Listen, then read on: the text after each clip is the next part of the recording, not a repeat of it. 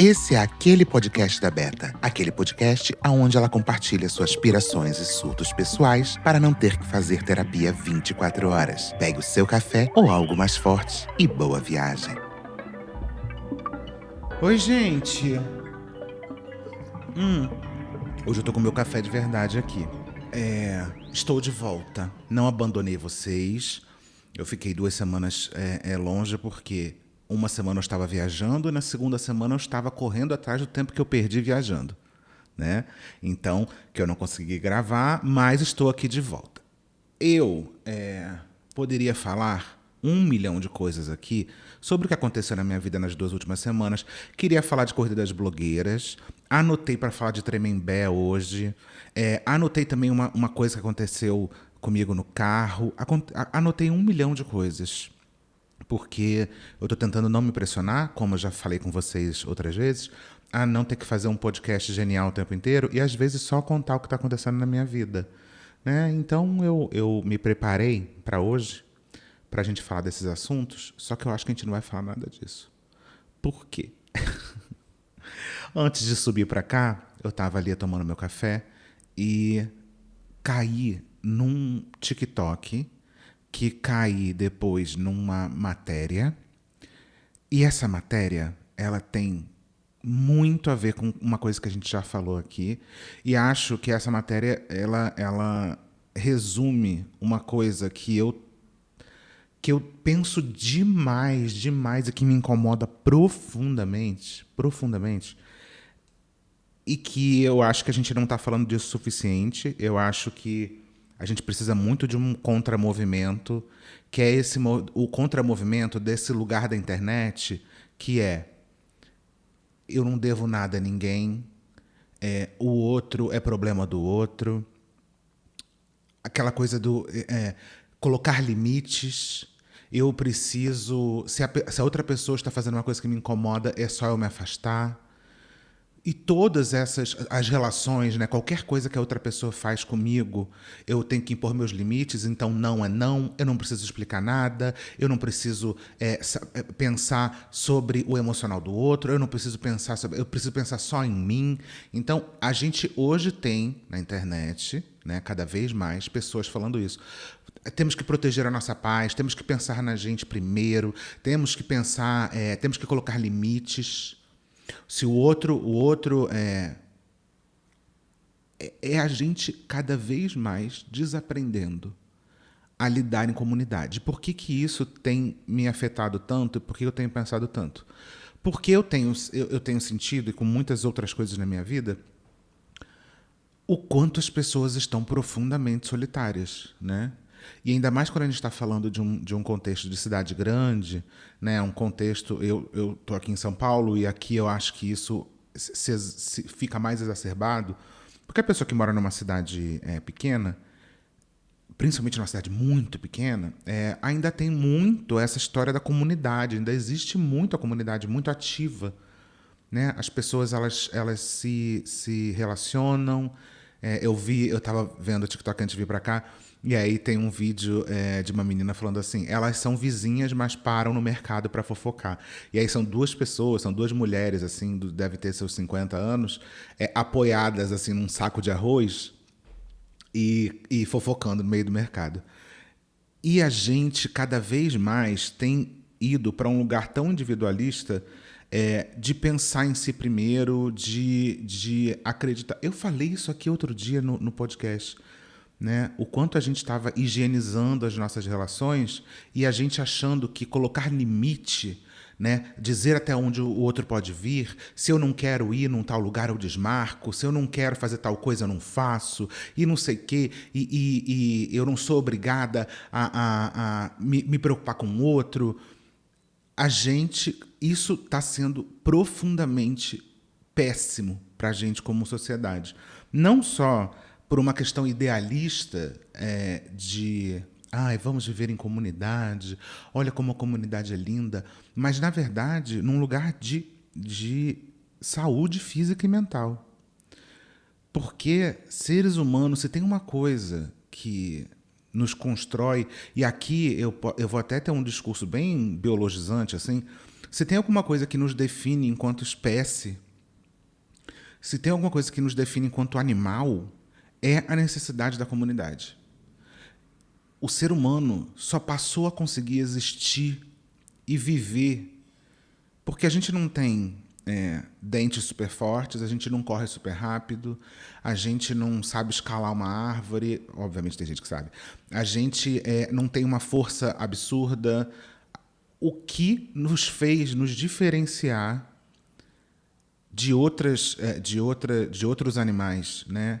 E obviamente que fazendo esse parênteses aqui, que isso aqui também é tudo teoria, né? Mas eu acho que é importante a gente fazer esse parênteses. Eu acho que o que fez nos diferenciar de outros animais e o que possibilitou a gente conseguir sobreviver na selva, né, é a comunidade.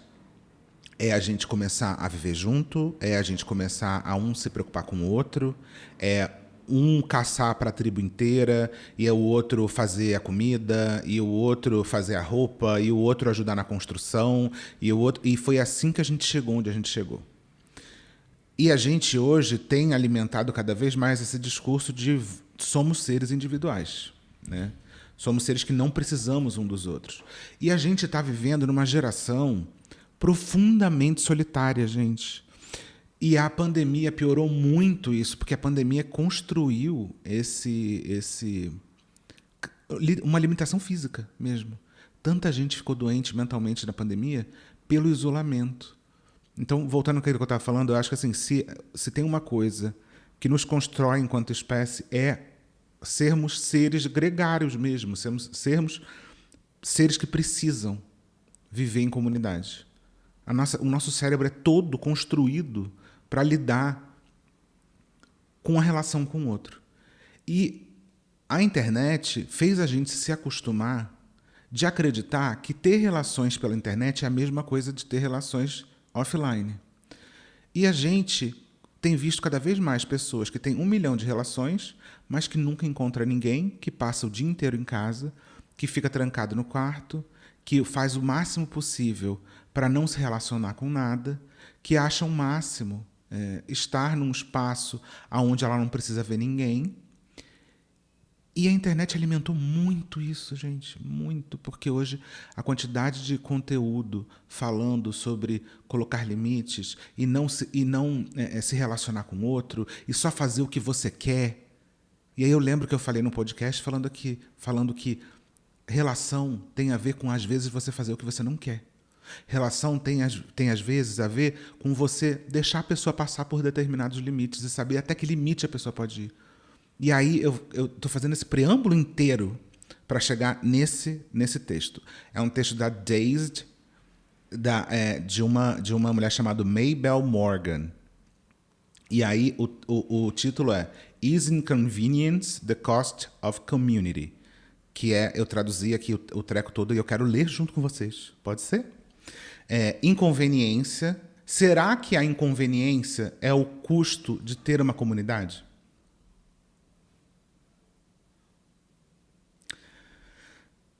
Vou ler com vocês e aí eu vou comentar. Inconveniência é o preço da comunidade. É isso que eu repito para mim enquanto subo 6 lances de escada para ir à festa de aniversário do gato da minha amiga. Esse é um tweet que viralizou, né? Inconveniência é o preço da comunidade. É isso que eu falo para mim enquanto eu estou subindo 6 lances de escada para ir à festa de aniversário do gato da minha amiga. A frase tirada de um post semi-viral no X fala sobre as formas hiperespecíficas e às vezes até ridículas pelas quais mostramos amor pelas pessoas que amamos. Tirando as festas de gato, isso também pode significar ajudar uma amiga a se mudar de casa, mesmo de ressaca. Acompanhá-la num banho de som experimental só porque ela quer ir. Ou enfrentar o metrô lotado na hora do rush para consolar alguém querido. Mesmo quando você planejava uma noite perfeita de preguiça, só rolando o TikTok de roupão. A frase inconveniência é o preço da comunidade e variações dela, como a solidão é o preço que você paga por uma vida conveniente, ou todo mundo quer uma aldeia, mas ninguém quer ser morador dela, Ganhou força nas redes, alimentando debates sobre sacrifício pessoal, o que realmente devemos, né, de dever uns aos outros, e até que ponto devemos colocar as necessidades alheias antes das nossas. Mas, como de costume na internet, há muita contradição.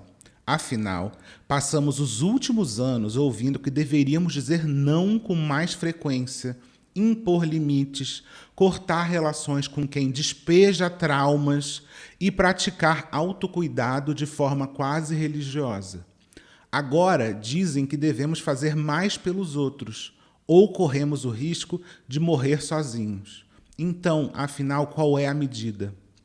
Nos últimos tempos, tornou-se impossível escapar do mantra "proteja sua paz", um movimento que prega uma vida sem estresse, evitando negatividade. A ideia em si não é ruim, mas acabou virando sinônimo de se afastar de qualquer pessoa assim que surge o menor desconforto emocional. Você está cansada? Cancela os seus planos. O namorado deixou o banheiro bagunçado? Então termina. Ele é abusivo. Esse aqui eu estou colocando. Ele é abusivo, ele é não sei o que, ele é isso, ele é aquilo. A gente leva pro... Tudo hoje é... Tudo hoje. Qualquer coisa numa relação. E aqui, de novo, é sempre importante fazer esse parênteses. Aqui eu não estou falando sobre abuso real. Aqui eu não estou falando sobre pessoas que realmente prejudicam outras. Mas a gente transformou qualquer inconveniência, a gente deu um nome profundamente negativo a qualquer coisa que atrapalhe a nossa conveniência. Então, se você está numa relação e a pessoa tem uma atitude ruim, a gente já fala para terminar e já fala que esse cara é atóxico, é abusivo, é isso, esse cara e essa pessoa, essa mulher, né? Qualquer pessoa. Tudo, qualquer relação hoje termina e sempre a outra pessoa foi tóxica. Sempre. Eu tenho uma imagem que... eu vou voltar no texto. Tem uma imagem que sempre me incomodou e que eu já tomei muita porrada de falar isso, mas que continuo falando uma coisa é a gente lutar para que realmente pessoas que são historicamente excluídas possam ter mais espaço na nossa comunidade. E aqui eu estou falando de qualquer minoria. Outra coisa é a gente tornar um mundo embrulhado em plástico bolha. Sabe quando a mãe coloca quina de borracha na mesa porque a criança pode correr e bater a cabeça? Sabe quando a mãe não deixa, a mãe, o pai, não deixa a criança fazer nada com medo dessa criança ficar doente? A gente, em algum momento, sanitizou o mundo para que todas as relações fossem completamente perfeitas e dentro daquilo que a gente espera delas. E a partir do momento que alguém causa qualquer inconveniência, a gente se afasta e a gente já dá 1 milhão de nomes para aquilo, já patologiza aquilo de uma forma profunda. E a gente, cada vez menos, está lidando com o contraditório, está lidando com aquilo que não é conveniente para a gente, está lidando com ideias diferentes da gente, e isso é profundamente ruim para a comunidade, para a sociedade e para a nossa saúde mental também, mas eu vou falar isso depois. Um parente fez piada de mau gosto no último Natal? Espero que tenha valido a pena, porque foi a última vez que essa pessoa me viu na ceia. De onde vem essa atitude?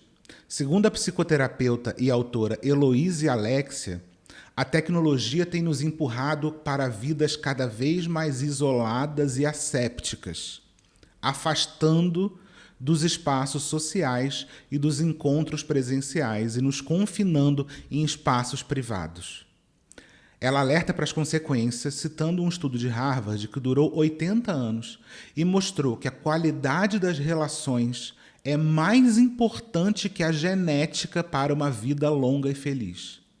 A conclusão é clara: solidão mata e é tão nociva quanto o tabagismo ou o alcoolismo. E aqui é uma frase dela. Embora possa parecer bom se afastar de interações sociais a curto prazo, isso traz desafios a longo prazo, diz Alexia. A comunidade oferece inúmeros benefícios, apoio emocional, redução do estresse, melhora da saúde mental e uma sensação geral de segurança. Quer dizer, a gente está tão preocupado em comer bem, em se exercitar, e a gente talvez em dormir bem, e são coisas maravilhosas que a gente deveria, mas nesse mesmo lugar a gente deveria estar dando tanto peso ou mais às nossas relações. É você pensar, com quem eu troco todos os dias na minha vida? Quais são as relações que me fazem sair um pouco de mim, né? De lidar com o mundo do outro. Qual é a minha rede de apoio? Quem é a minha família? Isso tudo é fundamental, gente. Tem várias pesquisas que já mostraram o quanto idosos têm uma maior chance de desenvolver problemas de saúde mental e de deteriorar a vida deles quando eles são isolados. Quantos idosos, inclusive, aceleraram muito o processo de envelhecimento durante a pandemia porque pararam de ter contato com outras pessoas. E a gente vê o quanto, e eu estou dando aqui o caso extremo de pessoas idosas, mas a gente vê o quanto essas pessoas vivem mais quando vivem em lugares onde a vida delas floresce. E a gente leva isso com muita... A gente ignora muito isso. E a gente hoje vê jovens... E isso, gente, é só você ver os reflexos, né? Por que os jovens estão bebendo menos? E aqui eu vou fazer esse parênteses. Obviamente eu não estou falando que a gente deveria encher a cara, mas assim, por que os jovens estão bebendo menos? Por que os jovens estão fazendo menos sexo? Isso tudo está relacionado, e aqui é uma teoria minha, a essa dificuldade que a gente tem. Porque a gente normalmente, o jovem bebe junto, né? O sexo precisa de mais de uma pessoa. E cada vez mais a gente está vendo jovens que têm essa vida asséptica, que só tem relações digitais. E que o físico, o olho no olho, ele não tem mais, porque ele aprendeu que a vida precisa ser perfeita. E perfeito só é aquela história, né? A ideia, ela não resiste ao mundo real. Porque as coisas são perfeitas só na nossa cabeça, só no mundo das ideias, né? Isso inclusive é uma coisa que a gente vê muito no Sócrates, Platão, né? O mundo das ideias, onde as coisas são perfeitas, mas no mundo da matéria, isso aqui tem milhões de outros desdobramentos psicológicos, mas assim, e dentro da filosofia, obviamente, mas assim, o mundo da matéria, as coisas são perfeitas, e o que a gente tem aqui são coisas... são deteriorações da ideia. Eu diria, né, eu estou muito mais do lado de dizer que só existe a parte deteriorada, mas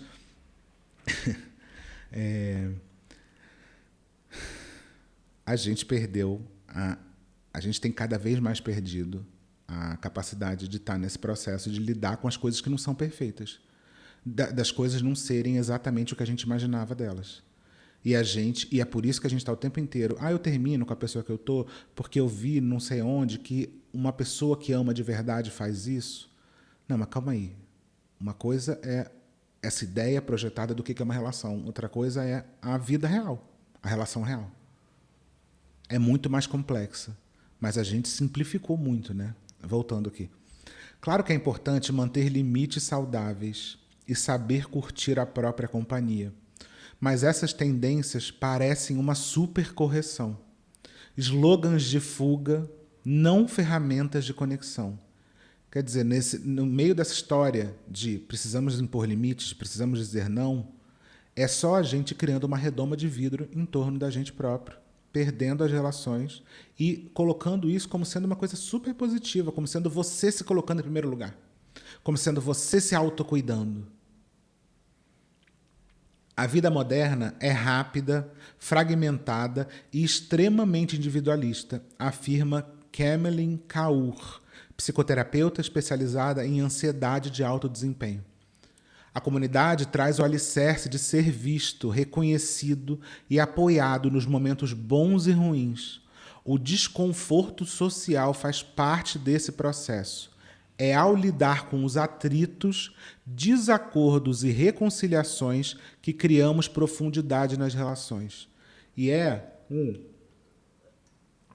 como que você vai ter amigos se no primeiro problema ou no primeiro desconforto você se afasta dizendo que essa pessoa é tóxica?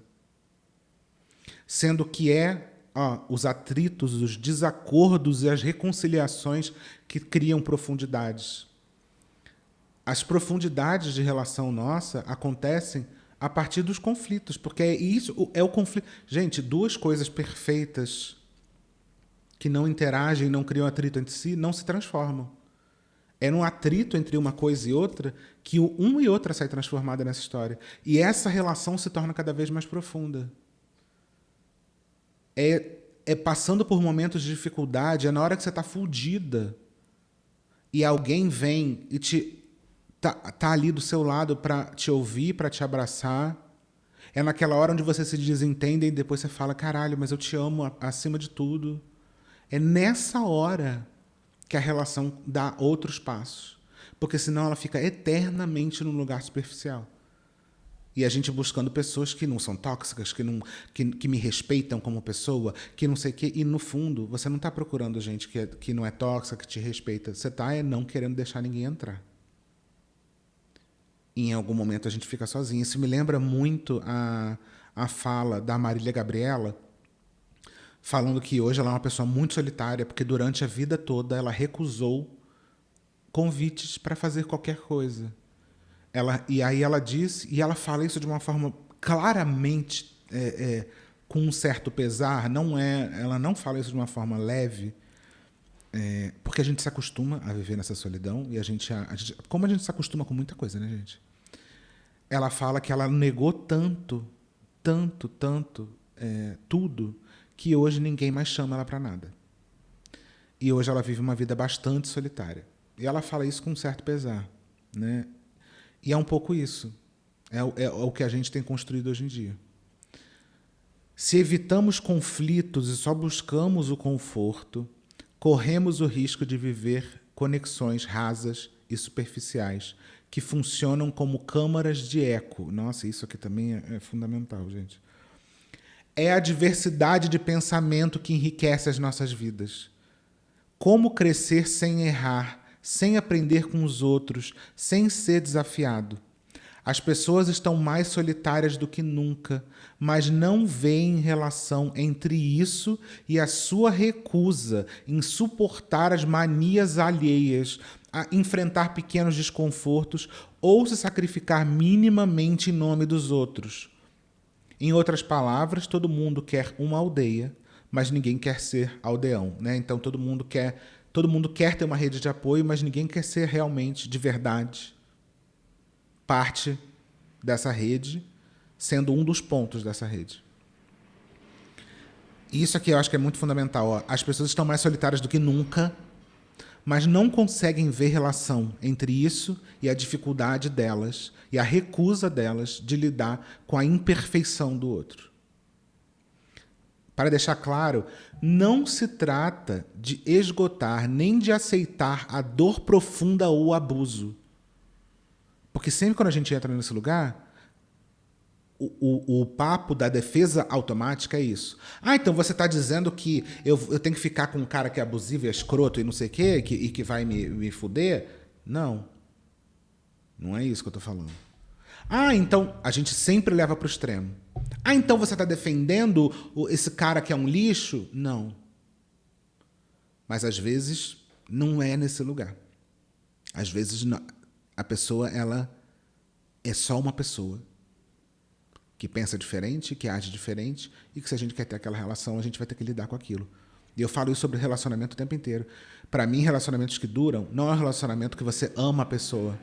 É o relacionamento que você consegue suportar aquilo que te incomoda no outro. É eu saber que o Caio tem 1 milhão de defeitos, mas que eu amo eles apesar disso tudo. Eu amo ele apesar disso tudo. Que eu lido com isso. E vice-versa. O Caio também sabe que eu tenho 1 milhão de defeitos, que eu sou uma pessoa muito difícil, chata, que eu sou 1 milhão de coisas. E ele me ama a partir disso. Ele me ama com isso, e não apesar.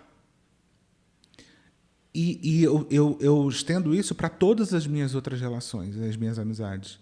É na dificuldade do outro, é no outro, é eu estar numa relação e falar, eu sei que essa pessoa é assim, eu posso sim pontuar, conversar, posso tudo. Não é que eu tenho que aceitar a pessoa ser abusiva comigo. Mas às vezes é só o jeito da pessoa. Às vezes, e é isso, e é nessa relação que eu escolho continuar. Para deixar claro, não se trata de esgotar nem de aceitar a dor profunda ou abuso. Trata-se de reconhecer nuances nas relações humanas. Limites saudáveis são importantes, mas não devem nos isolar. Eles devem criar condições para conexões autênticas, diz a Kaur, né, psicóloga. Há espaço para o autocuidado e o cuidado coletivo, e eles não são opostos.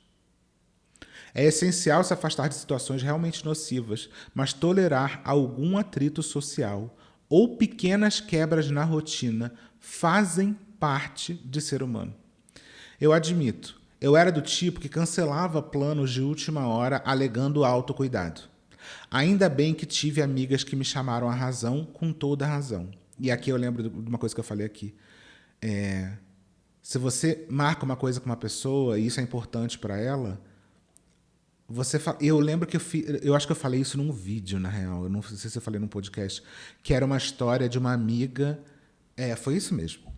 Tem um vídeo no canal de uma relação de duas amigas, aonde a menina nunca podia nada, porque ela sempre estava passando por alguma coisa, e ela nunca podia estar quando era importante para a amiga, nunca podia estar no aniversário, porque ela estava passando uma coisa na família dela. Então, e isso assim, ano após ano, em todas as vezes que a menina precisava da outra, uma amiga precisava da outra, a outra não estava disponível. E aí ela ficou muito puta depois que a outra, que a pessoa, né, que precisava, afastou. E falou, ok, eu não quero mais essa relação. E aí eu lembro que eu falei que se você nunca está disponível, você não está aberto para ter uma relação. E desculpa, você pode estar passando por 1 milhão de coisas na sua vida. Todo mundo está passando por 1 milhão de coisas na sua vida. E isso não quer dizer que você, em momento nenhum, vai ser obrigado, entre muitas aspas, a lidar com o problema, o desconforto e a questão do outro. Porque senão você não tem amizade.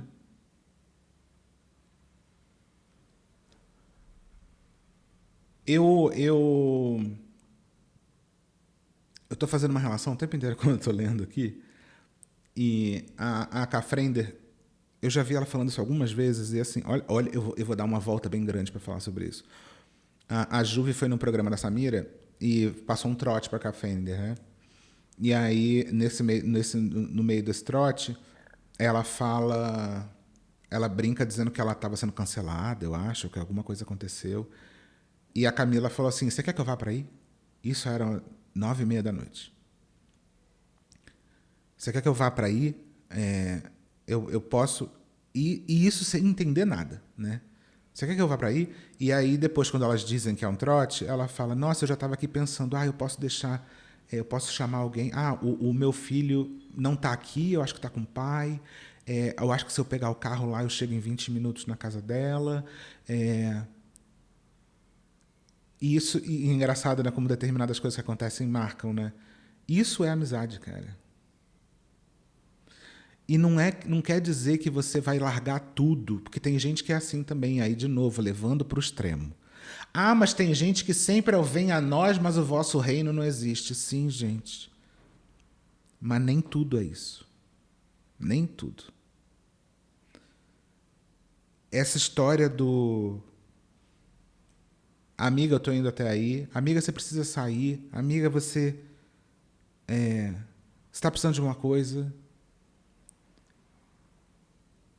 É você lidar com, ai, cara, fulano é assim, mas eu amo ela.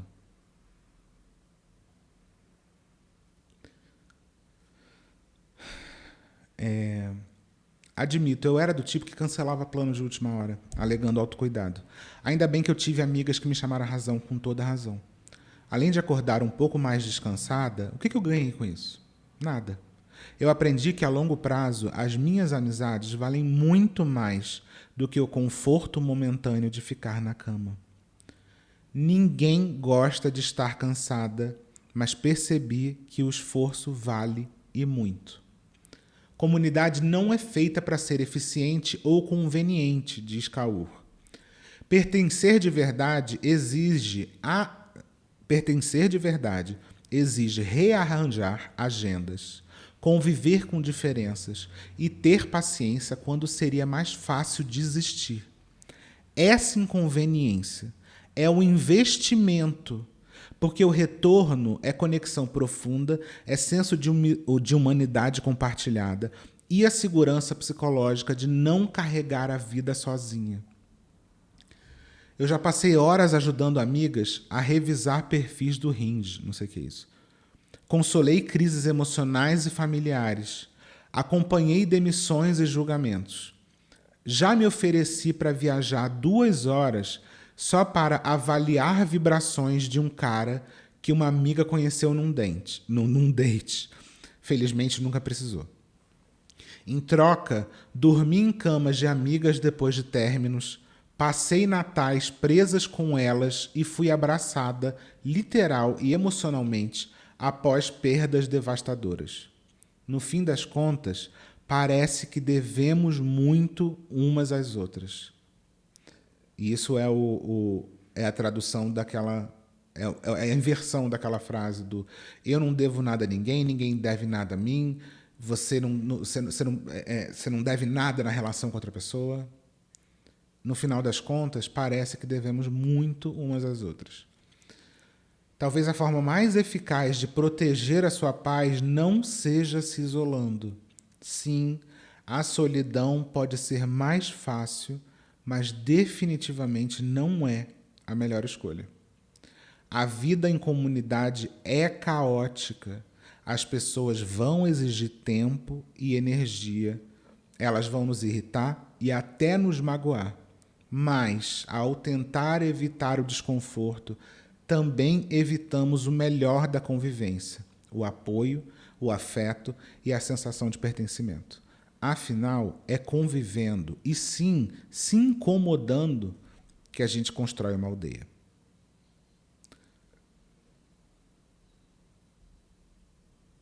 Eu não preciso falar mais nada, eu acho, né?